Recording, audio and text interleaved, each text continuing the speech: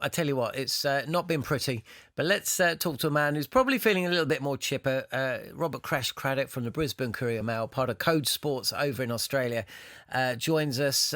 Crash, well, the wait for a competitive Ashes series goes on, I'm afraid. More one-sided fare today, but boy, oh boy, you must have appreciated how your boys went about bowling on a pitch that, if you listen to some people, was going to give up 600 runs to the English today.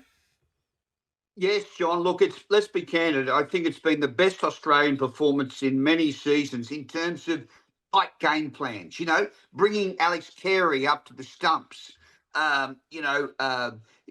Plans to individual batsmen, the right lengths, the right lines. Everything sort of worked for Australia, and nothing's worked for England. I mean, in the first innings, there was no Australian batsman caught in slips or behind. Now, that has to be a statement on England's poor length. So, look, we said it last time, John, and we've got to say it again. In our lifetime, there's been no tight Ashes series in Australia, and nor is it happening this time.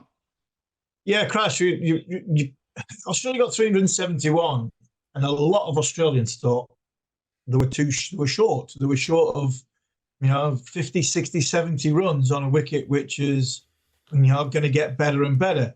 Is that true, or what Australia just thinking, trying to give England a little bit of a bravado? Yeah, look, it was barely a pass mark. Adelaide Oval, that is a good deck, Harmy. It's a good batting deck.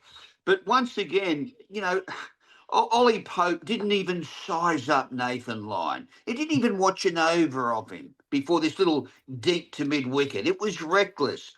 And nothing will now redeem Harry Brooks' tour. Nothing will now redeem Duckett's tour. They're gone. Like, this Ashes are gone. I don't care if they score a double century in Melbourne, but you raised a terrific point in a column we did. Your fear for Andrew that Ben Stokes could suffer from what you call the Andrew Flintoff syndrome of overworking, over bowling, and breaking down. And Harmy, you got it right. It happened today, and I guess you must feel further damage could be ahead. Yeah, I mean, further damage could be ahead because you don't know what Ben's body's going to pull up tomorrow, and then if they get a couple of quick wickets, Australia, England have to go out and bowl. And me and John Norman have been rightly talking about the difference between Australia's bowlers and England's bowlers. And, you mentioned that not being able to hit the right lines and lengths. And Stokes is one of the only ones that sort of pitch it up and give it a chance. So, yeah, I think there is an issue that possibly could go down like Andrew did in 2006-07, but he needs help for that not to happen. And the help from England's point of view is the non-spinner, but the spinner today for Australia worked brilliantly, and Nathan Lyon. He did, and it just shows, gosh, he'll be a hard man to replace, Harmy. I mean, we take him for granted so much. And today he passed Glenn McGrath on the Australian wicket takers list. Only Shane Warne's ahead of him. And I remember when Shane Warne retired, Harmy, we had 11 spinners chosen before Nathan Lyon. And he came in and just did a job, for the last 14 years. He's so underrated. But it was, it's just, there was a constant threat. Pat Cummins came back, and his comeback was pitch perfect. He bowled really well. Boland was steady over the stumps. Carey moved up, a good game plan. So it worked for Australia, but I was hoping for more from England. I just felt anything beneath 320 was a failure on this wicket, Harmy. Crash, do you feel with the English watching them that after the criticism that's been levelled at them, the manner of the Perth defeat, they were so far off at the Gabba, but do you look at these batters now and think, a bit like Bryden Cass's lengths, they're stuck. They're stuck and they don't know whether to stick or twist? That's a very good point, John. I see a team uncertain of where they are and what they're doing. Today was one of their slowest innings in the Bazball era. That's very significant. They were trying to sort of respect the bowling, respect the conditions, and I felt that they were sort of caught between stools. And, Stokes was wonderful, wasn't he? 4 hours into a 50. It was he was terrific. And Archer was good down the end after they had a blue early in the day. But I saw a man close to snapping when Stokes challenged Archer after the first few poor overs when he finally got Stark out. He didn't care who was watching him. And I've seen that before, captains overseas. Australia are very big captain killers. Wasim Akram, Graham Gooch, Jimmy Adams, it's the list, Sachin Tendulkar. The list is as long as your arm of the captains whose careers have been finished by poor series against Australia because they're long series and they hurt. So, Ben, England needs him, and Harmy said it. He has to exist beyond this series. My question is, will he have had enough?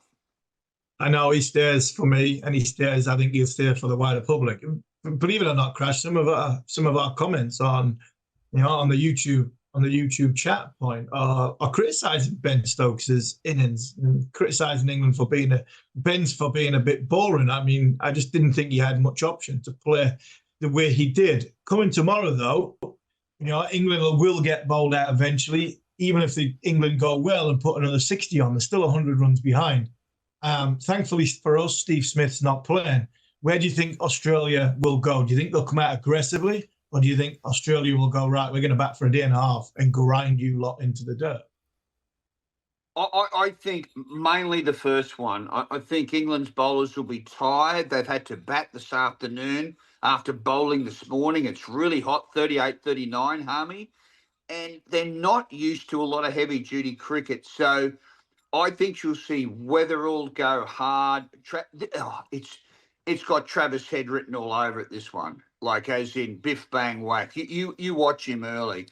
So, yeah, and if it's a lead of 110, 120, I feel the game's gone, Harmy. I feel the game's gone. And they did have a sniff. There was some nice moments for England in this test. And I really felt sorry for them for the Snicko stuff up when Alex Carey should have been out on 72. I mean, they're potentially chasing 100 more than they should have. And that's big, So Snicko's been a disaster in this game. I was going to ask you about Snicko. Me and Harmy actually haven't spoken about it. And thankfully, it'll be a footnote, you imagine, at the end of the series. But could you imagine if it was 1-1 with the series very much alive and you have the Alex Carey situation happen yesterday and then there was another couple today, one involving Jamie Smith for the second time in the series, by the way, where Ben Stokes couldn't believe it. Jamie Smith didn't think he'd hit it. Nobody's still quite sure whether the umpire gave it out on field or not. I think essentially he didn't think the ball had carried because he'd seen an earlier incident involving Joe Root and Alex Carey where the ball hadn't carried. Essentially gave it out, didn't raise the finger, but when checking with third umpire, turns out, anyway, Jamie Smith had to walk off, but something needs to be done about your Snicko. I'm just surprised that this is the first time we've really noticed it being the problem that it clearly is. Well, there was an incident in Perth where Jamie Smith, he walked, remember, and the sound and the Snicko didn't line up. So it is a worry. There's a feeling that cricket's the only sport in the world where they leave it to the home broadcaster to decide what they're doing. I mean, it wouldn't happen in soccer. It wouldn't happen in a lot of different sports. At least they take charge and standardise it around the world. Now, a lot of people in the English press box, John, over the last 24 hours have saying our version, Ultra Edge in England, is far superior to Snicko. And I reckon that will come into Australia as soon as next season. So, but yeah, it is a worry and it's a real talking point. And there was another incident, of course, where the ball appeared to Australia was so confident they had Smith caught behind off a glove, which the ball hit his helmet. So it was interesting. It's unacceptable. Technology has to be better than that. It has to solve problems, not create them. Sorry, Harmy, go for it. No, I was just going to say, just finally for me, Crash, we've got Pat Cummins having bowled since July. If Australia bat all day tomorrow, have you got any worry or hang-ups that Australia will not have enough in the tank to finish England off? Harmy, I can sum that up in one word: Lyon. I just think that he'll have a good second innings. He'll anchor down one end. He'll take 4 for 64. And the others will chip in around him. Carey will move over the stumps. Boland or Boland or wearing wicket like this. So I think they'll find a way. And it's disappointing, Harmy, because I'm cheering for the contest, like tomorrow is the halfway point of this series. Halfway through tomorrow, that's the halfway point. And it's sort of, there's that feeling that it's sort of over, but not one English player has enhanced their reputation. And I'm so disappointed because, I'm not gloating at all. I just wanted a really good contest this, because I felt you boys were up for it and we duly talked it up. We were so excited.